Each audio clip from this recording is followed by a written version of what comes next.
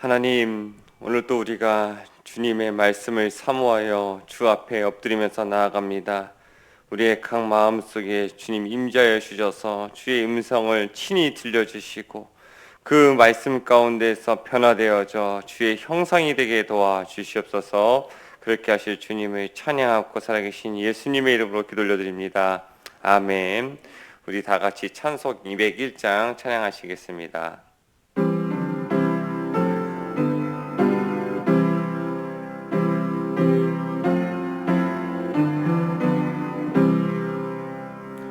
참 사람 되신 말씀 하늘의 지혜요 변하지 않는 진리 온 세상 빛이라 주 말씀 성경에서 찬란히 빛나고 내 길에 등불 되니 늘 찬송하리라. 주님의 몸된 교회 빛나는 등대여 이 세상 만민 앞에 비추게 하소서. 저 방황하는 길 손이 등불 따라서 주 얼굴 볼 때까지 잘 가게 하소서. 아멘. 이 시간 다 같이 기도하실 때 조성분 권사님 기도 인도해 주시겠습니다. 사랑의 하나님 아버지 감사합니다. 부족한 저희들에게 하나님 은혜를 베풀어 주시니 감사합니다. 아멘. 하나님 아버지 사곡교회 선교를 주님의 은혜 가운데 잘 마치게 하셔서 감사합니다. 이제 청년부, 고등부, 중등부가 말레이시아와 캄보디아로 해외 선교를 갑니다. 모든 환경이 낯설고 어려울 텐데 하나님 아버지께서 지혜와 능력 주셔서 각자의 사명 잘 감당하게 하옵소서. 오직 주님의 영광만 나타나게 하옵소서. 우리의 다음 세대 자녀들을 축복하여 주시옵소서. 아멘. 하나님 아버지 우리 빛과 소금교회를 사랑하여 주시니 감사합니다. 이 시간 찬양과 기도와 말씀으로 은혜 충만케 하옵소서. 언제나 주님을 사랑하고 의지하며 소망이 되시는 예수님의 이름으로 기도드립니다. 아멘. 오늘 우리에게 주신 하나님의 말씀 예레미야 36장 1절에서 19절의 말씀 한 절씩 교독한 후에 마지막 절 같이 읽겠습니다. 유다의 요시야 왕의 아들 여호야김 제4년에 여호와께로부터 예레미야에게 이 말씀이 임하니라. 이르시되 너는 두루마리 책을 가져다가 내가 내게 말하던 날 곧 요시의 날부터 오늘까지 이스라엘과 유다와 모든 나라에 대하여 내가 내게 일러준 모든 말을 거기에 기록하라. 유다 가문이 내가 그들에게 내리려 한 모든 재난을 듣고 각기 악한 길에서 돌이키리니 그리하면 내가 그 악과 죄를 용서하리라 하시니라. 이에 예레미야가 네리야의 아들 바룩을 부르매 바룩이 예레미야가 불러주는 대로 여호와께서 그에게 이르신 모든 말씀을 두루마리에 기록하니라. 예레미야가 바룩에게 명령하여 이르되 나는 붙잡혔으므로 여호와의 집에 들어갈 수 없으니 너는 들어가서 내가 말한 대로 두루마리에 기록한 여호와의 말씀을 금식일에 여호와의 성전에 있는 백성의 귀에 낭독하고 유다 모든 성읍에서 온 자들의 귀에도 낭독하라. 그들이 여호와 앞에 기도를 드리며 각기 악한 길을 떠나리라. 여호와께서 이 백성에 대하여 선포하신 노여움과 분이 크니라. 네리야의 아들 바룩이 선지자 예레미야가 자기에게 명령한 대로 하여 여호와의 성전에서 책에 있는 여호와의 모든 말씀을 낭독하니라. 유다의 요시야 왕의 아들 여호야김의 제5년 9월에 예루살렘 모든 백성과 유다 성읍들에서 예루살렘에 이른 모든 백성이 여호와 앞에서 금식을 선포한지라. 바룩이 여호와의 성전 위 뜰 곧 여호와의 성전에 있는 세문 어기 곁에 있는 사반의 아들 서기관 그마랴의 방에서 그 책에 기록된 에레미야의 말 모든 백성에게 낭독하니라. 사반의 손자요 그마라의 아들인 미가야가 그 책에 기록된 여호와의 말씀을 다 듣고 왕궁에 내려가서 서기관의 방에 들어가니 모든 고관 곧 서기관 엘리사마와 스마의 아들 들라야와 아폴의 아들 엘라단과 사반의 아들 그마랴와 하나냐의 아들 시드기야와 모든 고관이 거기에 앉아 있는지라. 미가야가 바룩이 백성의 귀에 책을 낭독할 때에 들은 모든 말을 그들에게 전하매 이에 모든 고관이 구시의 증손 셀레메의 손자 느다냐의 아들 여호디를 바룩에게 보내 이르되 너는 백성의 귀에 낭독한 두루마리를 손에 가지고 오라. 네리야의 아들 바룩이 두루마리를 손에 가지고 그들에게로 오니 그들이 바룩에게 이르되 앉아서 이를 우리 귀에 낭독하라. 바룩이 그들의 귀에 낭독하매 그들이 그 모든 말씀을 듣고 놀라 서로 보며 바룩에게 이르되 우리가 이 모든 말을 왕에게 아뢰리라. 그들이 또 바룩에게 물어 이르되 너는 그가 불러주는 이 모든 말을 어떻게 기록하였느냐 청하오니 우리에게 알리라. 바룩이 대답하되 그가 그의 입으로 이 모든 말을 내게 불러주기로 내가 먹으로 책에 기록하였노라. 이에 고관들이 바룩에게 이르되 너는 가서 예레미야와 함께 숨고 너희가 있는 곳을 사람에게 알리지 말라 하니라. 아멘. 아멘. 아멘. 오늘도 매일 기도에 오신 여러분들 환영하고 축복하고 사랑합니다. 비가 많이 오는데 비를 뚫고 오셨다고 그러더라고요. 하나님의 은혜가 이와 같이 여러분들의 심령 가운데도 흡족하게 내릴 줄 믿습니다. 오늘 말씀의 배경은 유다의 제18대 왕 여호야김 시대로 돌아가게 됩니다. 이때는 예루살렘이 완전히 멸망했을 때가 아니라 그래도 바벨론의 1차 침공을 받아 상당한 피해를 입었던 때입니다. 이때라도 유다가 정신을 차리고 하나님께 꿇어 엎드리고 그 왕이 주님을 붙잡았다고 한다면 상황이 조금은 달라졌을 것 같습니다. 그런데 여전히 굳은 마음과 패역함을 가지고서 하나님을 거역하였지요. 물론 오늘 말씀에서 보면 그 중에서도 하나님의 말씀을 듣고 또 하나님의 이 심판이 임하는 것을 보고 겸허한 마음으로 하나님께 나아갔던 자들이 있습니다. 그런데 무엇이 문제예요? 왕이 돌이키지 않는 것이에요. 왕이 문제입니다. 왕은 하나님의 말씀을 끝까지 거역할 뿐만이 아니라 하나님의 말씀을 짓밟고 면도칼로 한 장 한 장 뜯어내면서 불로 태우는 일을 하기까지 이릅니다. 그 말씀은 내일 우리가 본문을 통해서 볼 수 있는데 오늘은 그 앞부분의 말씀, 그 앞부분의 말씀을 우리가 먼저 살펴보도록 할 겁니다. 오늘 말씀을 통해서 우리가 무엇을 깨달아야 되냐? 우리에게도 이 완악한 마음이 없는가? 우리에게도 돌이키지 않는 그 마음이 없는가? 또한 우리에게 회개하는 마음이 있는가? 부드러운 마음이 있는가? 점검해야 할 것입니다. 우리 3절과 4절의 말씀을 같이 읽어보도록 합니다. 시작. 유다 가문이 내가 그들에게 내리려 한 모든 재난을 듣고 각기 악한 길에서 돌이키리니 그리하면 내가 그 악과 죄를 용서하리라 하시니라. 이에 예레미야가 네리야의 아들 바룩을 부르매 바룩이 예레미야가 불러주는 대로 여호와께서 그에게 이르신 모든 말씀을 두루마리에 기록하니라. 아멘. 오늘 말씀엔 하나님께서 어떻게 예레미야에게 말씀을 주시고 어떻게 기록되었으며 또 어떻게 전해졌는가 그 배경이 기록되어져 있습니다. 말씀은 예레미야를 통해서 주었지만은 그것을 받아 적고 전하는 일은 바룩에게 바룩이라는 사람에 의해 진행되게 됩니다. 하나님의 일을 감당할 때 하나님께서 또한 사람을 붙여주셔서 그 사람과 함께 동역하게 만드신 것이죠.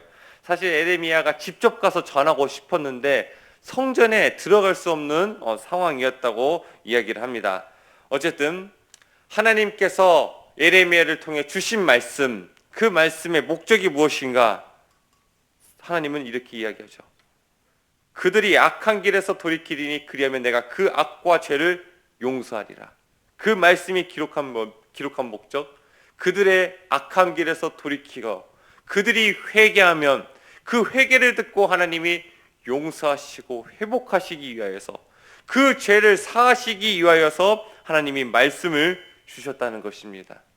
하나님은 본래 선하신 분이시고 의로우신 분이시지만은 하나님은 죄인을 심판하시기를 기뻐하시는 분이 아니시라는 것이에요. 하나님은 죄인에게도 용서와 자비를 베푸시기 원해요. 그런데 그 죄인이 해야 할 일이 있는데 그것은 바로 회개라는 것이에요. 하나님께로 돌이키는 것이라는 것입니다. 탕자의 비유를 통해서도 알고 있지 않습니까? 하나님 아버지의 마음이 무엇입니까?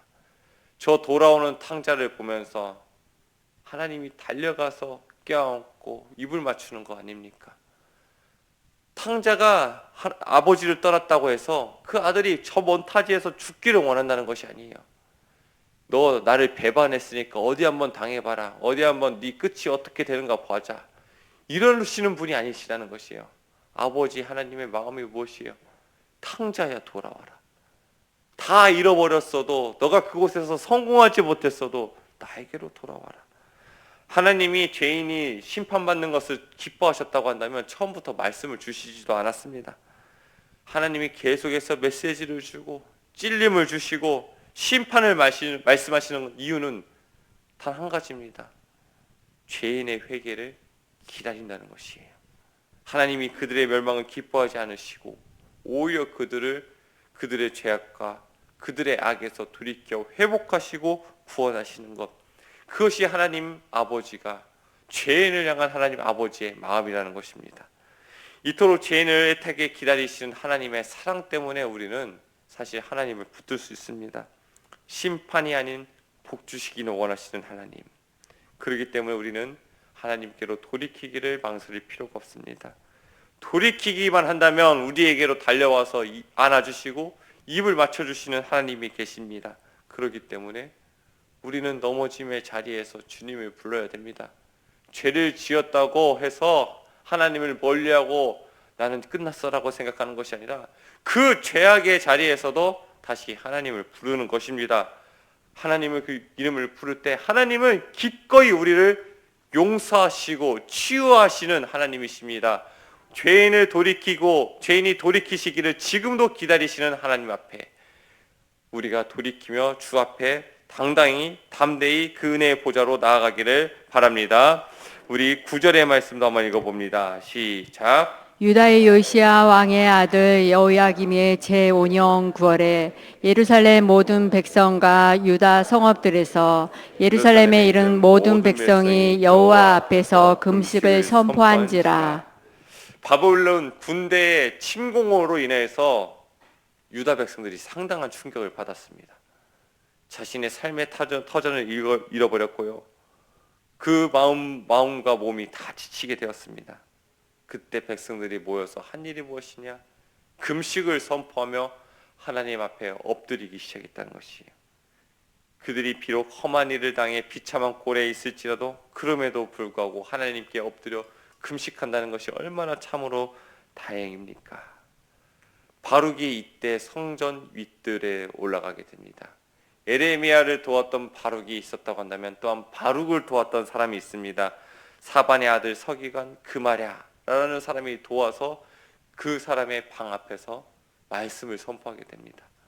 성전 뜰 안과 성전 뜰 밖은 이 지대가 차이가 있어요. 성전 뜰 안에서 말씀을 선포하면 성전 뜰 밖에 있는 백성들이 다 들을 수 있었던 것이죠. 그때 말씀을 선포하는 것이에요. 그 말씀이 선포되니까 백성들의 마음에 찔림이 있고 또한 그 마음에 반응이 있는 것입니다. 또한 그 중에서 그 말씀을 선포하는 말씀을 듣는 미가야라는 사람이 그 말씀을 듣고서 왕궁으로 또한 뛰어들어가 관료들에게 전달합니다. 관료들은 또한 그 말씀을 듣고서 충격을 받고 바룩을 어서 모셔라, 두루마리 책을 가져오게 하셔서 우리도 그 말씀을 듣자 하고서 또한 그 말씀이 또한 선포되게 됩니다. 많은 사람들이 하나님의 말씀 앞에 반응하기 시작했습니다. 금식도 하고요, 선포되는 말씀 앞에 가난한 심령이 되어서 말씀을 듣는 자들도 많았습니다. 그런데 무엇이 문제입니까? 정작 이 말씀을 들어야 할 사람이, 정작 이런 상황 앞에서 기도하며 금식해야 할 사람이 하나님 앞으로 나아가지 않았다는 것이에요. 누구입니까? 유다의 왕 여호야김. 백성들이 모여서 눈물을 흘리면서 금식하면서 애통해야 하는데, 여호야김은 여전히 마음이 완악해져 있어서 하나님의 말씀에 반응하지 않는 것이에요. 오히려 그 말씀을 거부하는 것입니다. 그러니까 뭐라고 이야기합니까? 사람들이 19절의 말씀에 당장 가서 당신은 숨어라. 에레미야와 함께 가서 숨어 있어라. 그리고 누구에게도 그 장소를 알리지 말라 이야기하는 것입니다. 그러니까 말씀을 들었을 때 왕은 어떻게 해야 되냐? 애통하고 가슴을 찢어야 되는데, 말씀을 들을 때 내 심기가 불편하다. 내 심기를 불편하게 만든 저 에레미야와 바룩을 죽이라. 이 명령할 것이라고 이야기하는 것이에요. 실제로 바룩과 예레미야를 잡아오라고 명령을 하기도 합니다. 너무나 안타까운 일이 벌어지는 것이에요. 가장 기도해야 할 사람, 가장 먼저 하나님 앞에 부르짖어야 할 사람이 기도하지 않는 것입니다. 유다 왕이라는 것은 그냥 임금이 아니에요.